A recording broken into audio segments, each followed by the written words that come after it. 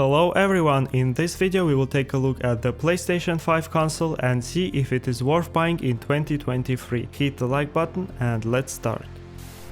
Here is a PlayStation 5 that I got from Best Buy for $499. This version has a disc drive, so I can use game and movie discs. In the box we have a power cable, manual, console stand, HDMI cable, new PlayStation DualSense controller, USB to USB-C, and the console itself. The first impression is how heavy the console is. It weighs 14.7 pounds, which is approximately 2 PS4 Pro consoles. The PS5 has a very unusual wavy design. It's a black case with white side panels. The whole case is made of plastic. The quality of black plastic is good, but I don't like the glossy finish on the front panel, because it collects fingerprints in seconds. The rest of the case has a matte finish. The build quality is good, but I also noticed some noise when shaking it. On the front we have one USB Type-C port with power and disk button, and on the back we have two USB, Ethernet, HDMI and power port. The console goes with a stand that helps you to place it horizontally or vertically. Not an elegant solution, but it's all for the console design. New DualSense controller feels very nice, the materials are high quality and it looks cool. It is a little bit heavier and bigger than the DualShock 4, but you get used to it. The new controller now has a built-in mic, adaptive triggers, enhanced vibration technology, and the Type-C port for charging. USB to USB-C cable is also included. I didn't find it at first, it was in the box. I am going to use 4K 16Hz 55-inch TV. On the first boot, console and controller updated, and it picked up the correct screen settings as well. System design has changed, but it's all pretty much the same and easy to adapt to. The system is quick responsive thanks to fast SSD. In the PlayStation Store you can see which game has a PS5 version,